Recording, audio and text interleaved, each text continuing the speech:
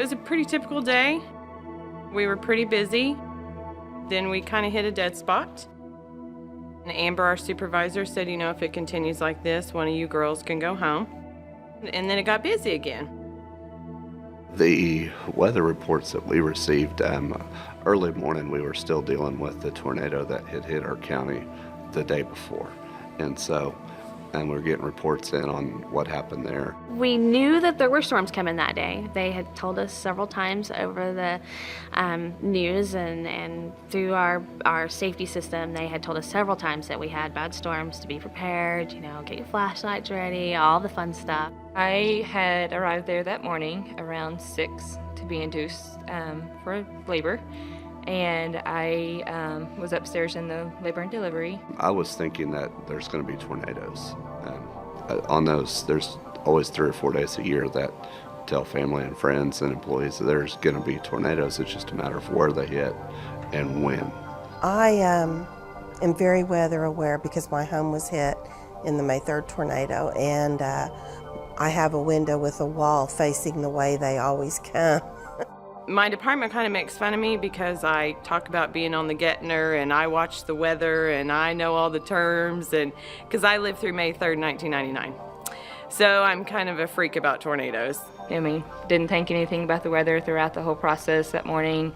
Didn't really know what was going on. I didn't really pay any attention to the TV as I was, you know, in labor and stuff. All the information we had been given from our local National Weather Service and storms prior to, they were within an hour of their prediction time. So we knew from 1 to 3, I knew was very, very high risk. A lot of local news stations stuff were reporting 2 o'clock on, and we were preparing down at 1 o'clock. So at 1 o'clock we got in front of a radars and started watching. Storms started to pop up, and you know, one of them west of Newcastle started to look a little worrisome to me. It is coming up very quickly, and it's just west of Newcastle. It's southwest of Moore.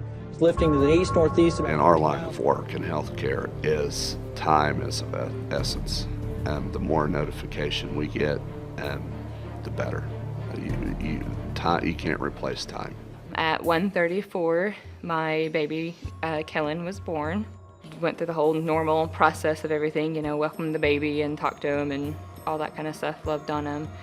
And shortly after that, you know, after they finished up with everything, my doctor had left, and my family had came in and was visiting with us, and that's when I heard the code black warning come across, and my nurse came in the room with a wheelchair, and she's like, I'm gonna leave this in here just in case we have to go take shelter. And we thought, of course, that after the millionth time that we had drilled this, that it was just going to be another one of those things that we were doing for safety of the patients and everybody concerned, but that there would be no damage. This is not the time to turn your back. You need to be making calls to people. You need to be texting them and letting them know that another significant round of severe weather is underway and developing in the Oklahoma City metro area right now.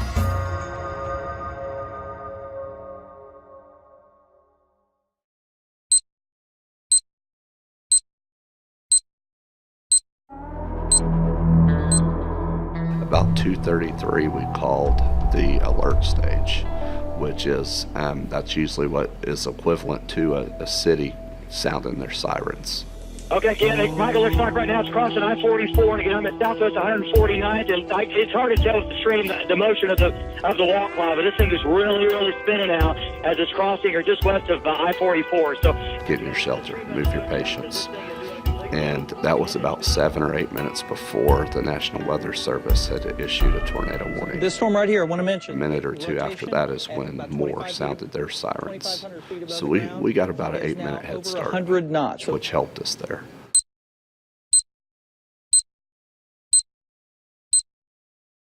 South 164th, that's 311. North 12th and Western 312. Guys, we got a tornado. Sky News 9. Okay, tornado. Sky News 9. Moore 318. You guys in Moore, be ready. Maxwell We got a tornado. 317. Bob Mills, Sky News 9.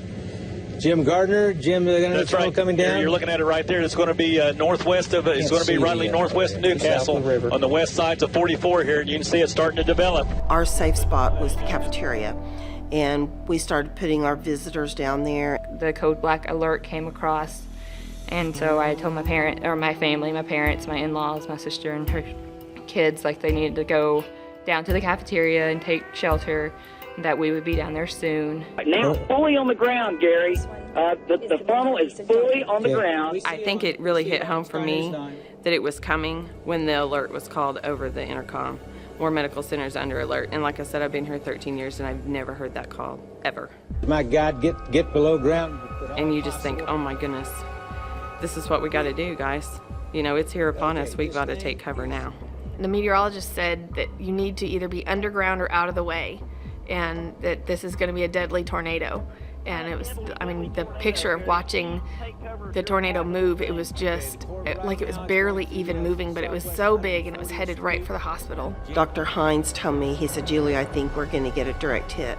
We had no power, and he had an iPad with an application that was showing us where it was. My husband kept looking at his phone, and I kept looking at my phone, trying to figure out what's going on. You know, where's this at? Is it coming towards us? It was very loud in there. There were a lot of people, and it was a little bit chaotic. And I got up on a chair and kind of raised my voice at people and said, I need everyone to calm down so you can hear instructions. We got everyone on the floor, and we gently picked up our patients and put them down on the floor. It's about ready to cross Western here from the southwest. You can take our stream. It's right in front of us. The tornado is a very, very violent tornado. Like Val said, this is May 3rd, 1999, all over again. It's almost going down the same street that it did before. Okay, Gary, look at our stream. My goodness, this is an extremely violent, this is a killer tornado. And like you said earlier, if you're not below ground, you will not survive this tornado, Gary, unless you have a safe room. This is a killer tornado. The motion is amazing. Look at the motion here, Gary. It's crossing Western. Oh my It's about God. 200 yards west of Western, Gary.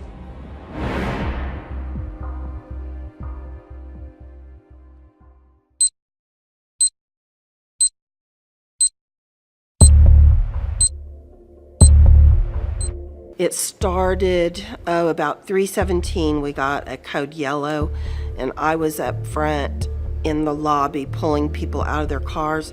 They were trying to park under the awning out front, and they were in shock. I think they had seen the tornado and thought if they parked under there that there would be safety.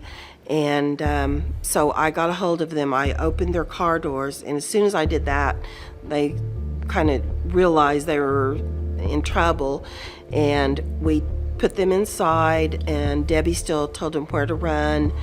And at 3:17, Shane and I guess David Whitaker decided to call a code yellow, which is a disaster alert. It's probably the single most hardest thing I've ever had to do in my professional life. I was scared and nervous and wanted just to be in a safe place at that time, and so she helped me get into my wheelchair and got me downstairs safely.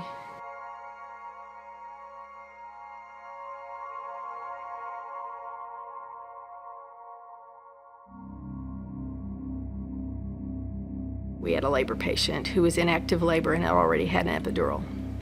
So our plan for that was that that person would go with her nurses back to the C-section room in the back area of our department. Dr. Early asked me to go upstairs with him because he wanted to check and make sure we didn't have anybody else upstairs, and we did. There was a mother, soon-to-be mother in labor, and her nurses, and the nurse manager, Allison, had stayed there the whole time with her and never did leave her. We just kind of said, well, here's our decision, this is what we're going to do, and we're just going to get all the towels and blankets out of the warmer that was in there and put them on the patient, as many pillows as we could pile around, cover ourselves up, and hope for the best. I climbed down out of my wheelchair into the floor with my nurse, and me and her huddled with my baby, and we just prayed, and my husband sat behind me with my other son, and they just, ducked their heads as well, and everyone was just praying. And then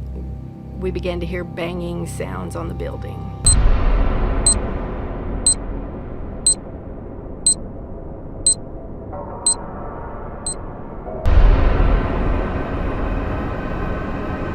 Large and violent tornado. It's moving right toward Interstate 35 also. It's just a monster. It's a half mile, every bit of a half mile, and again, probably an EF4, possibly even stronger.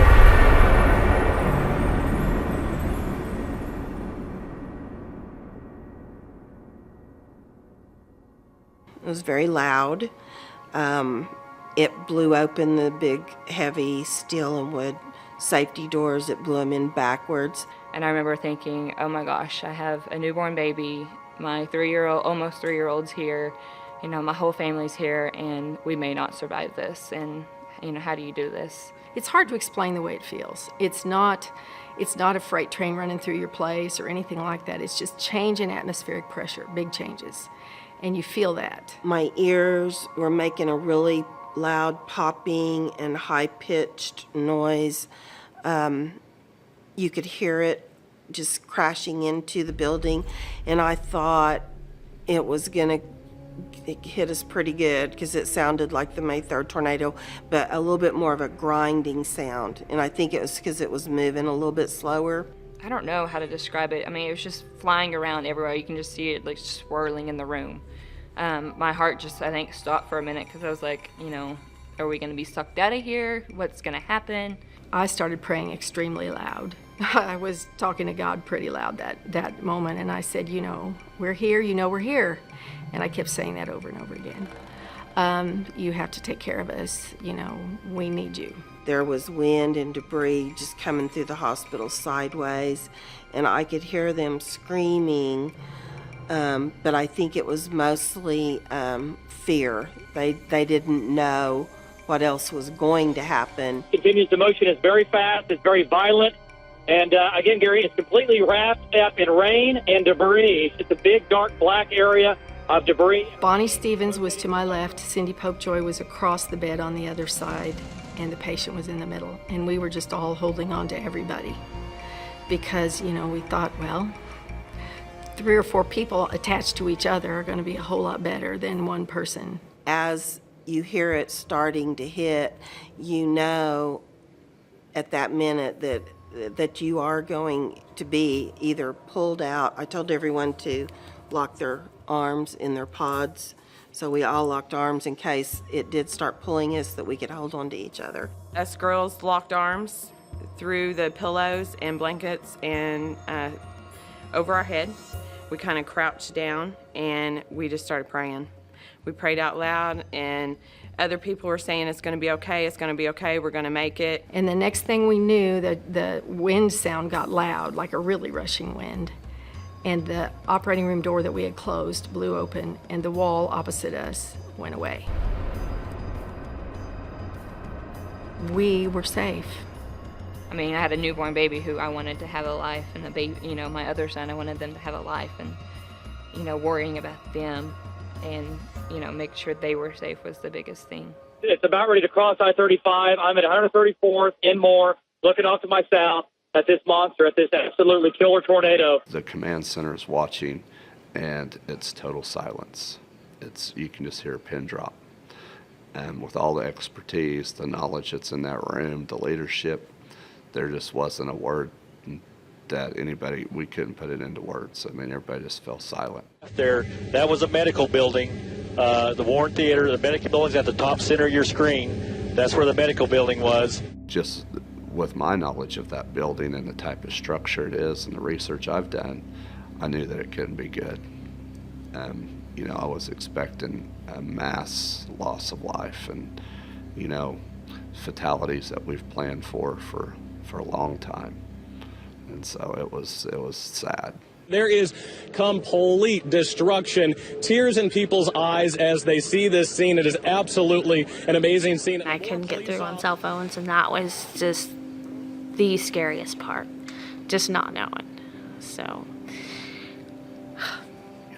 car hoods and full tires and fenders made it inside the structure, inside executive suites. Hoods impaled in the side of the building. Kitchen sinks from 200 yards away in the residential area had been ripped out of houses and stuck into the side of the building on the second floor. It's tough to describe stuff that you would see.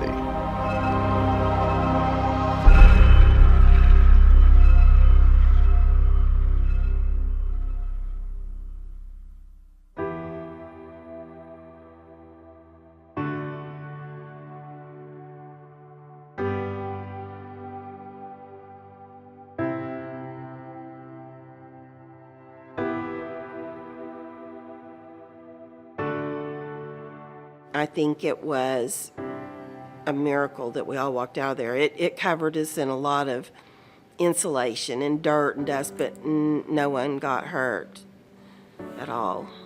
When you're a nurse and then you're also a manager, you do think about everyone else a lot. I mean, that's your job. You take care of their safety and their needs. You have a large family, and you take care of that, and that's your focus. I climbed back up into my wheelchair, and they proceeded to try to push us out. We went down one hallway, and there was, the wall was completely down. You couldn't exit the building at that entrance. So then they turned us around and took us down another hallway, and just as we were trying to walk out, there was, walls had fallen down, ceiling towers down, just debris everywhere.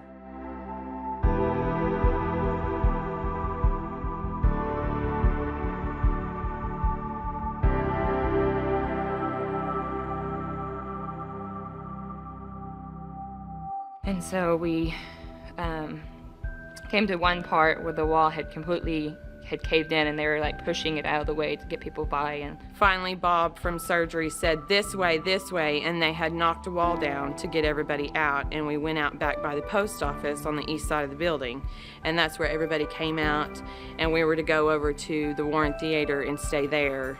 And as we found a way out of the building, and it was difficult to push wheelchairs even through the halls because of the ceiling tiles and the different debris on the floor, and then to kind of lift them out of the thresholds that we were coming out of, and maneuvering through the parking lot with upside down cars. Whether people were on the sidewalk in front of the IMAX or on their way over or inside, it was like the hospital was functioning without a hospital. It just kept going. And it's like we functioned without a hospital, but we had to make do with what we had, so. I appreciate them, and I'm amazed at how they handled themselves in such a professional way that we all walked out of there. I have a deep appreciation for them and what all they did to save their patients. The hallway was pitch black in the IMAX, and to come down there and see each person and see what they needed, if they were in pain. We helped every one of those moms breastfeed their babies, which is just kind of amazing and weird that it worked out that way, because usually babies are sleepy and not always cooperative, but they were very cooperative. We were lucky. I just walked out, and it looked like a bomb had went off. And it really felt like a scene you'd see in a movie, people coming out of something and just see destruction everywhere. It felt so unreal. It was one of the most surreal moments of my life, I would say. Just kind of emerging there, not knowing what you're gonna see, and then seeing, it looked like a bomb had gone off. I really had never seen anything that bad when I looked at the front and saw all those cars piled up there.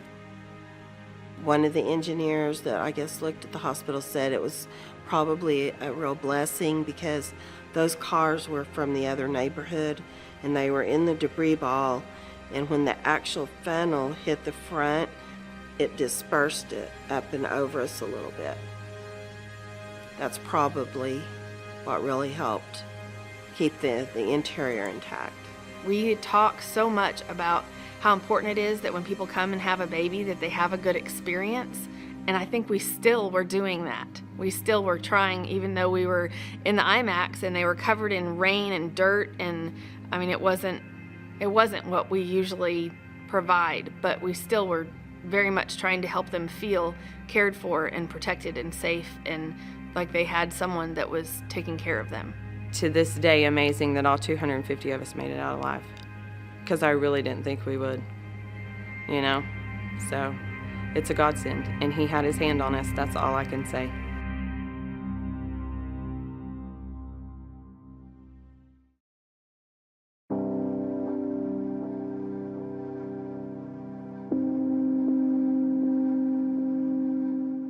Everything was flattened. There were no trees. There were no houses. On the outskirts of the tornado path, there were houses that were kind of standing, or the middle of the house is standing. There was nothing standing. There was nothing.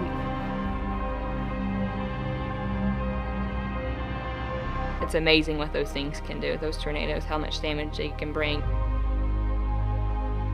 They're powerful. I never want to experience that again.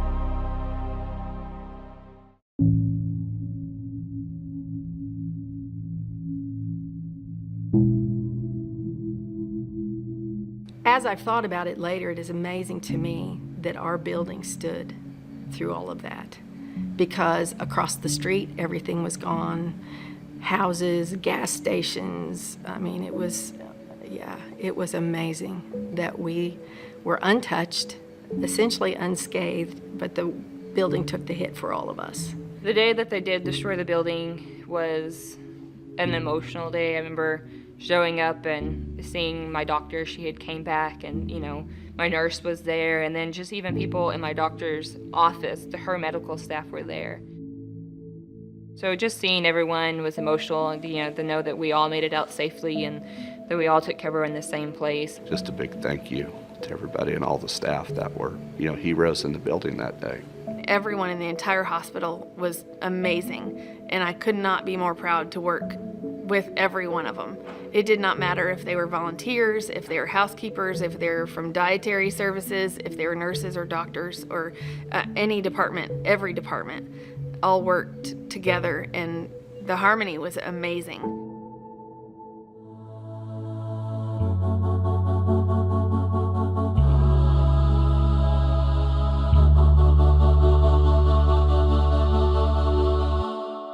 The care committee is for catastrophic events, and then we also do something at Christmas for Christmas families. So people that have a need at Christmas time and don't have enough money to buy presents, we help with that, or a catastrophic event anytime during the year. We had a little bit of money in the fund, but nowhere near the scope of what we needed to take care of the staff for this. It has been amazing, not just within our facility, but within our state, within our nation. We've had so many donors stepping forward and donating to helping our employees get back on their feet. Not just the ones at Moore Medical, because the ones at the Porter campus and the ones at the HealthPlex campus, some of them lived in Moore too, and they lost homes just the same way. So as donations kept pouring in, we got to keep giving money to these people. It really helped at a time that we really needed the money, and I just want to say thank you to all the donors who did help us with that, because without them, we wouldn't have had it, and been in a lot worse shape. Throughout all of this, you can lose all of these materialistic things. You can lose all the stuff in your house, and your whole house can be gone. But the one thing that you need to remember, always, is build on the relationships. The relationships are the most important things in anyone's life. I can't explain how we feel about Moore Medical Center, and that's an emotional thing in itself. It's not just the people there, but it was the way we did our daily lives. It was the way we cared for our patients. It was the intimate group that we were, and it was that way from the beginning. I just take each moment and grab hold of it and try to live it to its fullest, because you don't know what tomorrow promises.